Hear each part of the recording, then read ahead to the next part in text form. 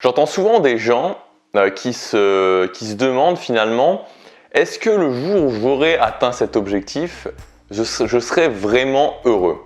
Et plus globalement, est-ce que ça sert à quelque chose de se fixer des objectifs? Parce que est-ce que finalement avoir des objectifs, c'est pas tout le temps courir après quelque chose et c'est pas s'éloigner du chemin du bonheur? Et d'ailleurs, il y a de plus en plus de gens qui parlent vraiment de deux écoles du développement personnel. Une école qui serait plus l'école, on va dire américaine, l'école de l'Ouest, donc la science du succès, c'est comment avoir du succès, comment réussir à atteindre ses objectifs. Et une autre école qui serait plutôt le côté Est, donc plutôt le côté Asie avec la spiritualité, le bien-être, ne pas être dans le matérialisme, se contenter de ce qu'on a, essayer d'être heureux au quotidien avec ce qu'on a. Et on a tendance justement à opposer ces deux écoles. Pour moi, et je dis bien pour moi, donc on n'est pas obligé d'être d'accord avec moi, mais pour moi c'est une erreur majeure. Finalement, qu'est-ce qu'on cherche tous dans la vie? On cherche à être heureux, on pourrait dire qu'on cherche le bonheur. Parce que basiquement, en tant qu'être humain, notre objectif numéro un, notre objectif prioritaire sur tous les autres, c'est le fait de survivre, ce qu'on appelle les besoins primaires. Et il y a quelque chose qui est très intéressant justement par rapport à ces besoins primaires. Vous savez, des fois on se pose des questions sur les addictions par exemple, sur le fait de vouloir arrêter de fumer. Mais si vous mettez quelqu'un sur une île déserte, sans moyen de se nourrir, sans moyen de boire, donc il va devoir vraiment lutter pour sa survie, et que cette personne est un fumeur, son envie de fumer va complètement disparaître, ce qui prouve bien qu'il y a une vraie hiérarchie des besoins et qu'en priorité on doit survivre. Le top du top, c'est de survivre. Donc même si vous êtes un fumeur, même si vous êtes alcoolique ou ce que vous voulez, si vous ne pouvez pas boire, si vous ne pouvez pas manger, l'envie de fumer, l'envie de boire va disparaître et votre objectif numéro un, votre seul point de concentration, ça va être sur le fait de survivre. Dans nos pays, c'est-à-dire dans les pays de l'Europe occidentale, donc que ce soit la France, pour ceux qui regardent ces vidéos, donc vous êtes plutôt francophone j'imagine, donc la France, la Belgique, la Suisse, des pays comme le Canada aussi, francophone, une partie du Canada, on a une chance incroyable, c'est que à notre naissance, pour la plupart, nos besoins primaires sont largement comblés.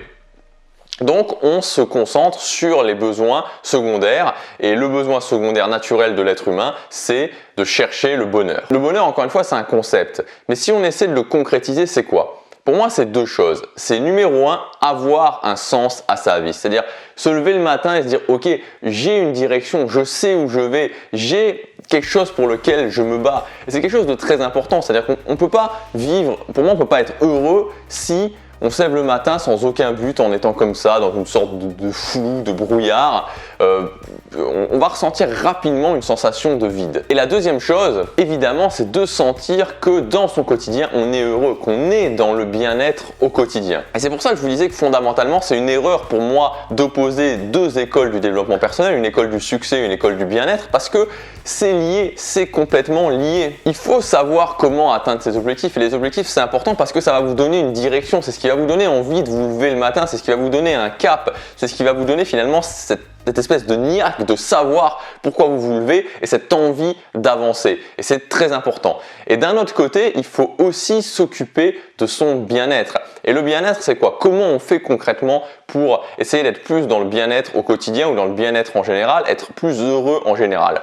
Il faut nourrir ses valeurs fortes. Si vous avez des valeurs fortes qui sont l'argent, le matériel, être à l'abri du besoin par exemple, vous allez être très heureux avec une villa, une Lamborghini, une Ferrari ou ce genre de choses. Maintenant, la même personne qui aura comme valeur la contribution, qui aura comme valeur par exemple le minimalisme, ne va pas du tout être heureux. Donc encore une fois, le fait d'être heureux, le fait d'être dans le bien-être au quotidien, ça dépend des valeurs que vous avez. Donc il n'y a pas à opposer les gens qui d'un côté vont vouloir avoir du matériel et les gens qui ne vont pas vouloir avoir du matériel, c'est tout simplement qu'on n'est pas tous les mêmes, qu'on n'a pas tous les mêmes valeurs. Donc je crois que c'est une erreur fondamentale de se dire à un moment donné, pour être heureux, il faut être dans le minimalisme. Pour être heureux, il faut ne pas avoir de biens matériels. Pour être heureux, il faut se contenter de ce qu'on a et pas essayer d'atteindre ses objectifs. Parce que le bonheur repose sur deux piliers. Premièrement, ne pas avoir cette sensation de vide, savoir qu'on a un sens à sa vie.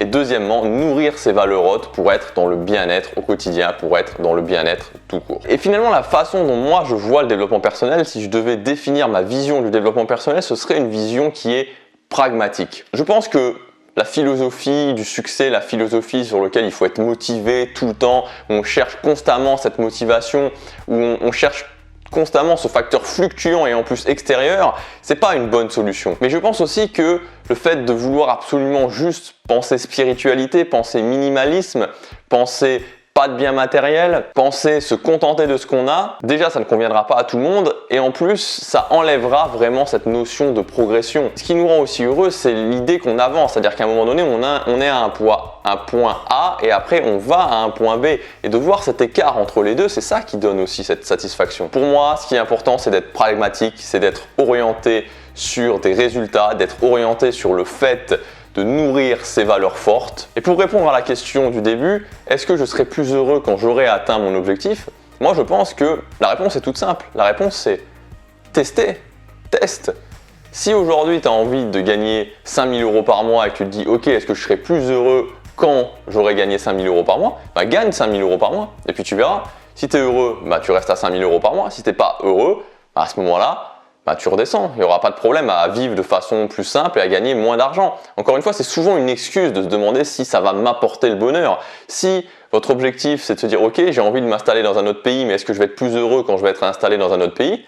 Bah allez-y, installez-vous dans un autre pays. Et puis vous verrez, il sera toujours temps d'ajuster. Donc, il faut être pragmatique, en tout cas c'est ce que moi je pense, il faut être pragmatique, il faut être orienté sur les résultats, il faut aussi se connecter à ses valeurs fortes et il faut vraiment être dans cette science de l'ajustement, toujours se dire ok j'y vais et j'ajuste, je suis toujours en train de me dire ok je prends une décision, j'y vais à fond et j'ajuste au fur et à mesure. Voilà pour cette vidéo, donc ne vous prenez pas trop la tête, n'essayez pas de vous mettre dans des cases en vous disant oui l'école du succès, oui l'école de la spiritualité, tout ça c'est encore une fois du blabla. Ce qui compte c'est ce que vous allez réussir à atteindre dans votre vie, c'est le fait d'être bien au quotidien, de nourrir vos valeurs, d'avoir des objectifs et de vous battre au quotidien pour atteindre ces objectifs. Si vous voulez aller plus loin, vous pouvez télécharger mon PDF donc de 7 habitudes que j'ai mis en place dans ma vie et que je vous conseille de mettre en place dans votre vie.